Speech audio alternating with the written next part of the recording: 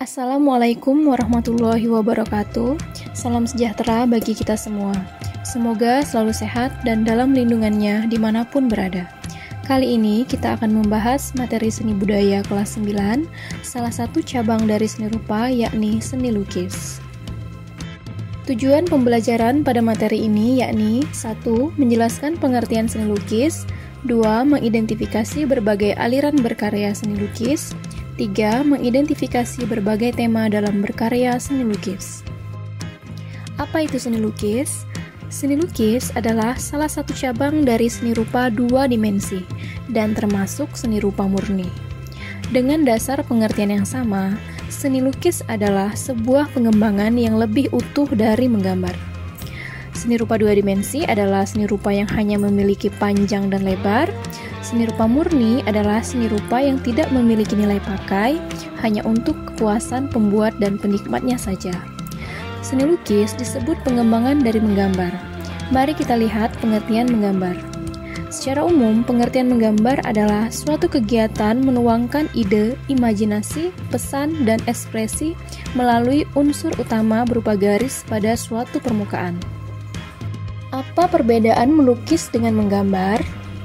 Melukis, media yang digunakan biasanya berupa kuas, cat, dan sejenisnya. Tidak selalu mengutamakan kemiripan objek, dan kebebasan ekspresi adalah hal utama. Sedangkan menggambar, media yang digunakan biasanya pensil, pulpen, spidol, dan sejenisnya. Mengutamakan kemiripan objek, dan kebebasan ekspresi terbatas. Aliran seni lukis. Aliran atau gaya seni lukis ini dapat kita lihat pada ciri khas, tema, maupun tekniknya. Aliran ini dibagi menjadi 3 bagian, yakni representatif, deformatif, dan non-representatif. Mari kita bahas satu persatu aliran dari seni lukis ini. Yang pertama, representatif. Adalah perwujudan gaya seni rupa menggunakan keadaan nyata pada kehidupan masyarakat dan gaya alam. Pada aliran ini juga dibagi menjadi 3, yakni naturalisme, realisme, dan romantisme. Naturalisme adalah aliran seni rupa yang penggambarannya alami atau sesuai keadaan alam. Contoh dari aliran ini yakni karya dari Wakidi dan juga karya Abdullah Suryo Subroto. Realisme, aliran yang memandang dunia ini tanpa ilusi, apa adanya tanpa menambah atau mengurangi objek. Penggambarannya sesuai dengan kenyataan hidup. Bisa kita lihat dari contoh karya Basuki Abdullah dan juga karya Bari Sasmita Winata.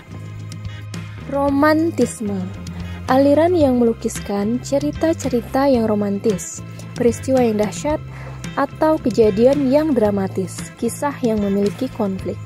Contoh dari aliran romantisme ini yakni karya Francisco de Goya dan juga karya Raden Saleh yang mengisahkan tentang penangkapan Pangeran Diponegoro. Bagian dari aliran seni lukis yang kedua yakni deformatif.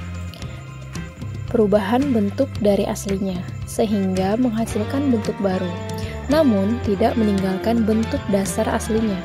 Dalam aliran deformatif ini dibagi lagi menjadi 4 aliran, yakni ekspresionisme, impresionisme, surrealisme, dan kubisme.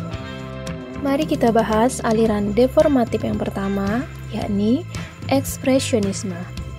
Adalah aliran seni rupa yang penggambarannya sesuai keadaan jiwa sang perupa, yang spontan pada saat melihat objek karyanya. Karya yang terkenal dari aliran ekspresionisme ini yakni dari karya Affandi dan juga karya Vincent van Gogh. Impresionisme adalah aliran seni rupa yang penggambarannya sesuai dengan kesan saat objek tersebut dilukis.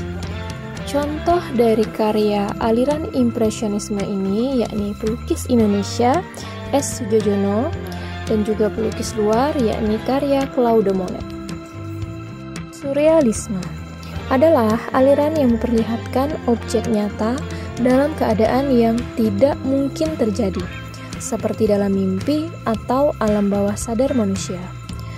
Contoh karya yang terkenal dari aliran surrealisme ini yakni karya Salvador Dali dan juga karya René Magritte. Kubisme adalah aliran seni rupa yang penggambarannya berupa bentuk-bentuk geometris, seperti segitiga, kubus, segi empat, lingkaran, dan lain-lain. Contoh dari aliran kubisme ini yakni karya dari pelukis Indonesia yakni Mochtar Apin dan juga pelukis dunia karya Pablo Picasso. Bagian dari aliran seni lukis yang ketiga yakni non-representatif. Pengertian non-representatif adalah bentuk yang sulit dikenal. Bentuk dasar gaya ini sudah meninggalkan bentuk aslinya. Gaya ini berupa susunan garis, bentuk, bidang, dan warna yang terbebas dari bentuk alam. Contoh dari karya ini yakni karya Sadali dan juga karya Amri Yahya. Selanjutnya kita akan membahas tema seni rupa murni, yakni seni lukis. Tema adalah ide, gagasan, atau pokok pikiran yang ada di dalam sebuah karya seni.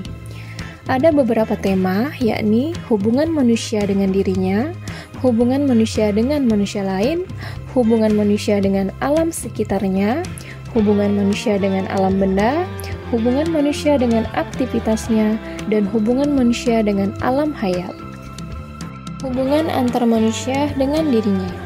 Dalam tema hubungan manusia dengan dirinya, pelukis menggunakan potret dirinya sendiri yang menjadi objek lukisan. Contoh karya ini seperti potret diri Avandi, Raden Saleh, Basuki Abdullah, Vincent van Gogh, dan lain-lain. Hubungan antar manusia dengan manusia lain.